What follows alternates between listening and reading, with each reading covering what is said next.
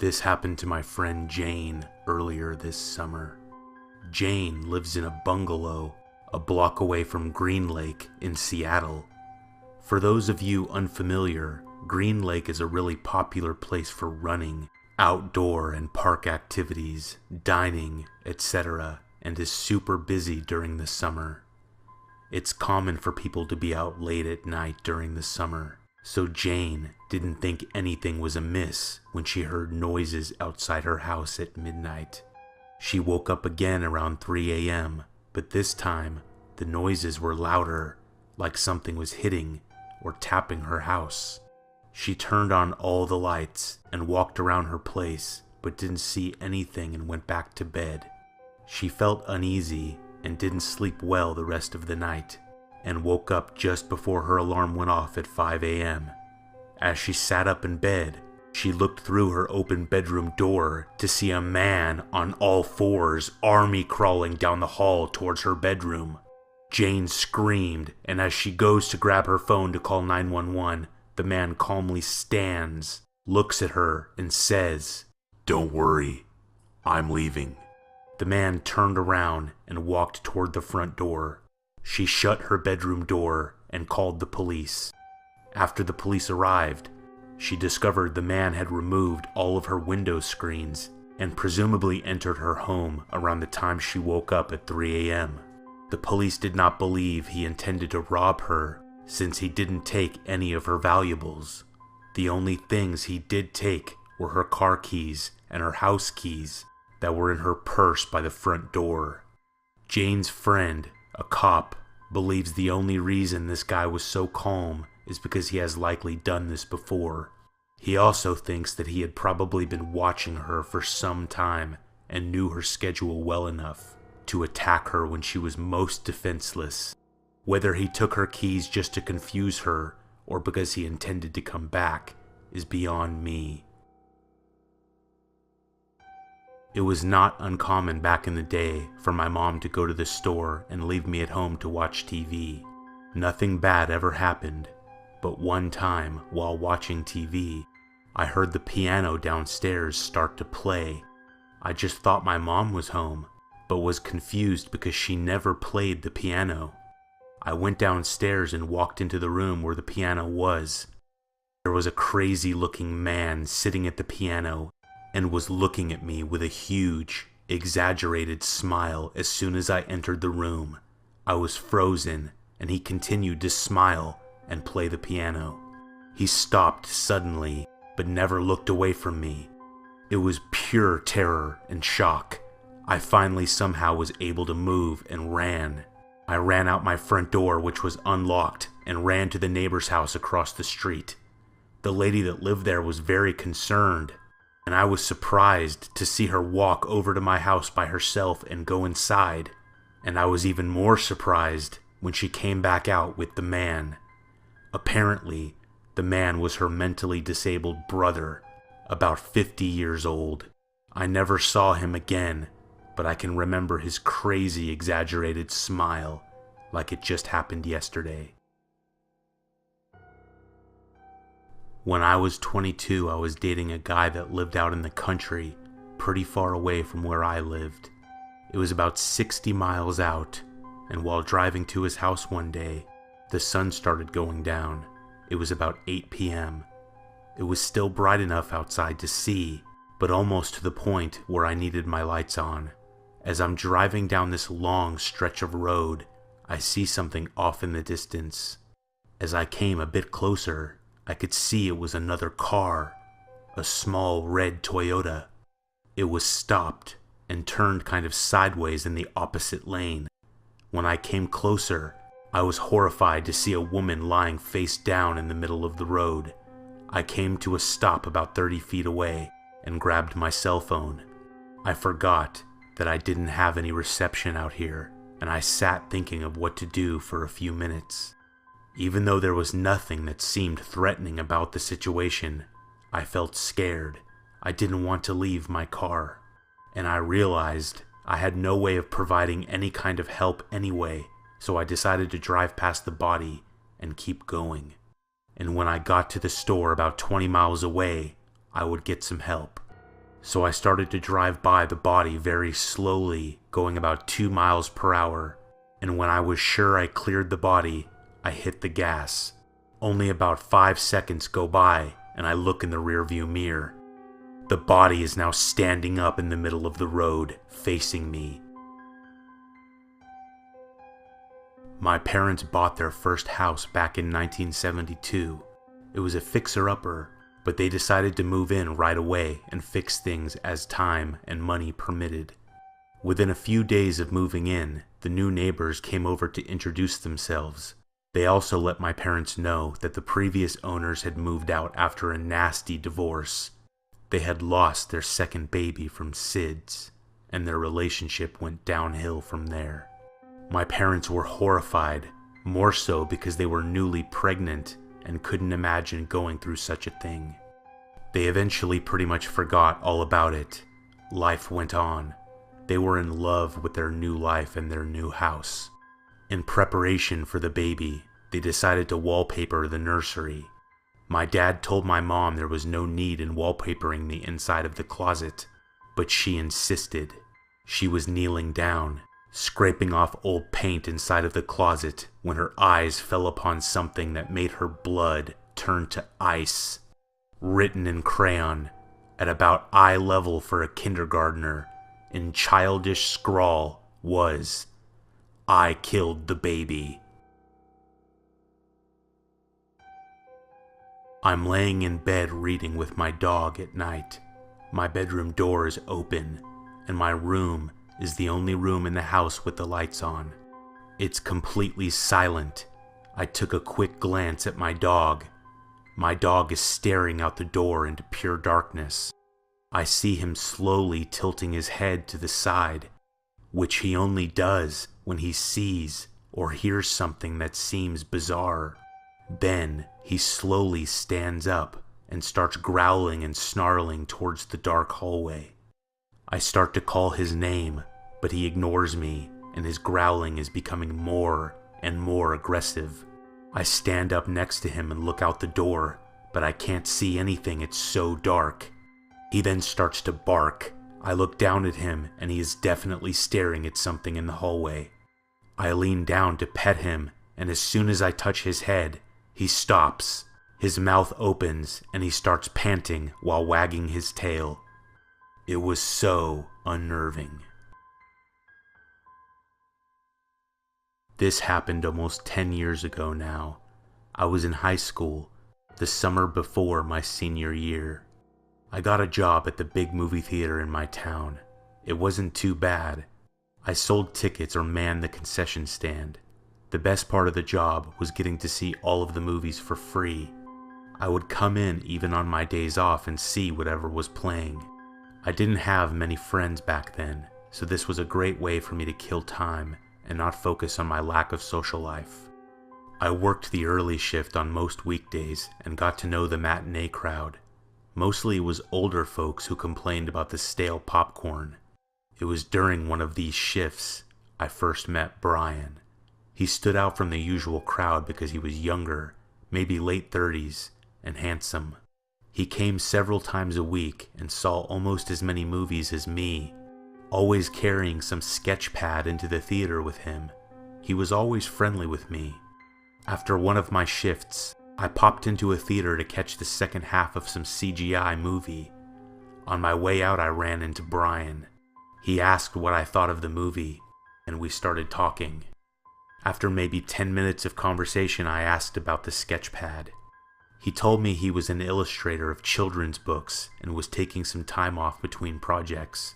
He came to the movies for inspiration. I asked to see some of his work, and he nervously showed me what he had sketched during this movie. They were hysterical. He put the cartoon characters in bizarre and dark situations. I told him I loved them, and he said he would show me more. From then on, Brian came in more often. Seeing him was the best part of my shift. I would tell him what movie to see and ask for specific drawings. The darker, the better. My favorite one had the rat from Ratatouille cooking his human friend and serving him to guests. I could tell he loved showing them to me. I know our friendship could sound sketchy, what with him being an older guy and me a high school student, but I really felt like we were just two awkward people that clicked. He treated me like an adult and never did anything inappropriate. One day, towards the end of the summer, Brian came in when I was working the evening shift. We were really busy, so I didn't get to talk to him much before he went into his movie. A group of girls from my high school came up to the concession. Their leader was Michelle. She was the most popular and pretty and athletic girl in the school. On top of all that, she was really nice. I hated her at the time, but looking back, it was obviously just jealousy. I don't blame anyone for not wanting to be friends with me, given my shitty attitude. When they came to the counter, I panicked and hid. I called over my coworker and he took care of them. Later on, Brian came to see me after the movie got out. He said he saw me run away from those girls. I was so embarrassed that he saw that. I panicked and made up an excuse. Those are just the mean girls at school. They try to make my life hell. I don't really care. I just didn't want to deal with it today. I lied. Brian got a very serious look, more serious than I had ever seen before, and told me, "Don't worry, bullies always get what's coming to them." Brian didn't come around over the next few days, and I was a bit relieved because of how stupid I acted the last time. One evening, I came home from work and my mom told me I received a large letter, probably an information packet from a college. I opened it up and found a sketchbook, immediately recognizing it as the same type Brian always carries. Before I opened it, I started thinking how weird this was. How does he know where I live? If he wanted to show me his drawings, why not just do it in person like always? I flipped to the first page, which had the words, "An invitation," in big, fancy font. The next page showed a young girl tied to a chair. It was Michelle. She looked terrified. All of Brian's drawings, even the most gory ones, were whimsical and cartoonish. Not this. This was photorealistic. Two dark figures in masks approached her. They pulled out knives, and I couldn't keep turning the pages. It was stomach-churning. Did he think that I would like this? Is this a joke? I forced myself to keep reading, looking for answers, until I reached the horrible end. After Michelle was long since dead, the two figures removed their masks, and were revealed to be me and Brian. The last page just said, "RSVP soon." The next day I tore up the book and threw it out in the dumpster outside the theater and went to work like nothing had happened. I waited in dread that day for Brian to come in, but he never did. The next week, I was working the ticket counter and saw him approaching from the parking lot. I froze. Before he opened the door, he stared at me. I was petrified and felt all the blood draining from my face. After what felt like minutes, he shook his head, turned around, and walked away. I never saw him again.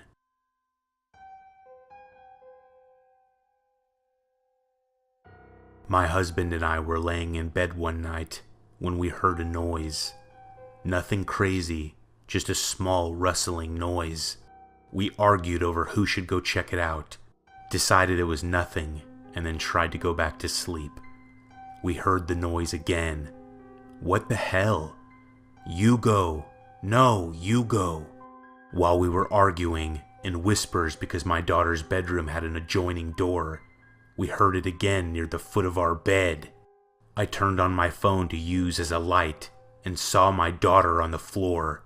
She was on all fours, cocked her head, turned her face toward the light at a most disturbing angle, and then skittered on all fours back into her room and into her bed.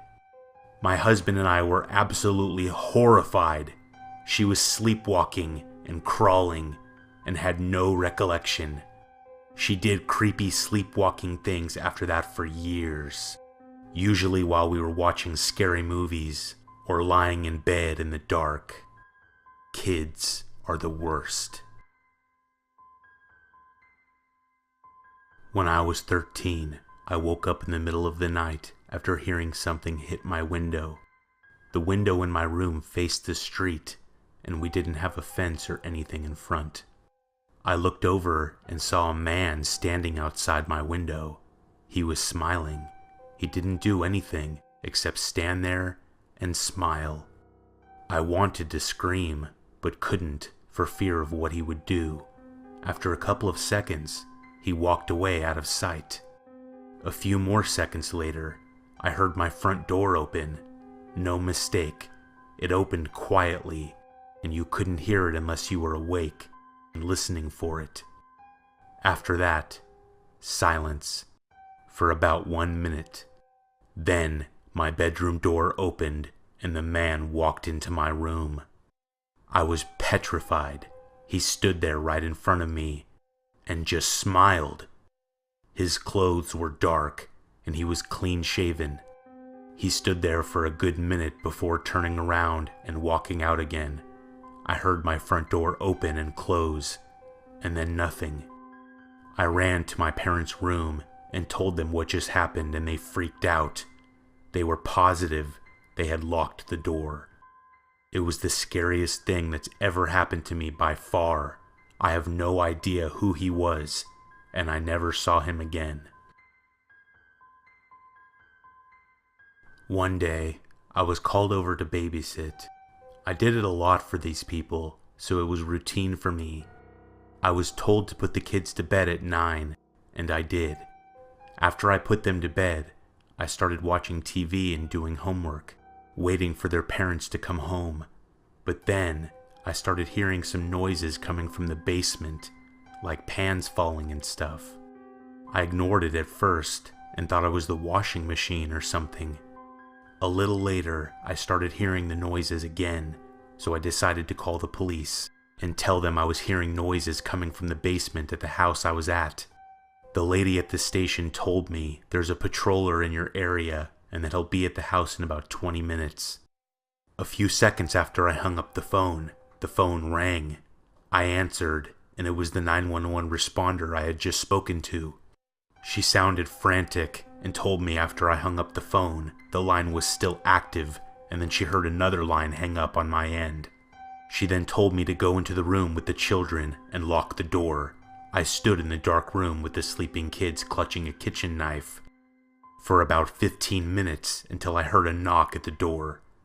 Walking from that room to the front door to let him in was the most intense experience of my life. There were 2 cops that came, and they didn't find anyone in the basement or anywhere else. When I was 7 years old, I woke up in the middle of the night with an earache. I decided to tell my mom and stepdad and walked out of my room. Someone was sitting in the chair in the living room, about 3 feet away from my bedroom door. The person looked strange. The face was just kind of distorted, but it was dark and I couldn't see well. "Mom?" I asked.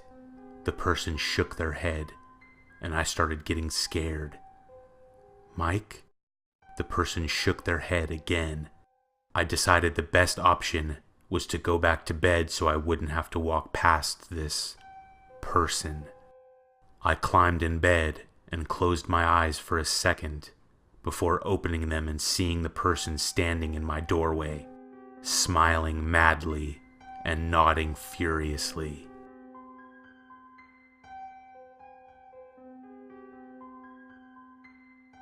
The scariest thing happened to me in an old house I used to rent back in 2008. I came home from work one day and heard a blood-curdling scream come from my crawl space. The entrance to my crawl space was in my coat closet in the foyer. The hatch to get in was still shut, but there was a trail of blood leading up to it, and bloody scratch marks all over it. I knew there was nobody else in the house because my roommate was in Atlanta on a business trip all week. If he had been home, I wouldn't put it past him to have injured himself dicking around down there. He constantly had to go down there because he would disconnect the speaker wires running from my receiver to the outdoor speakers. Whenever he pulled the receiver out to plug his laptop in, the wires would yank out of their ports and fall through the hole we drilled in the floor. They didn't have any slack because the idiot at Home Depot that cut them for me didn't know what the hell he was doing. I asked him for 100 feet of 8-gauge speaker wire, and he started cutting me Cat5 cable. How the hell do you confuse Ethernet with speaker wire? That was the last straw with Home Depot.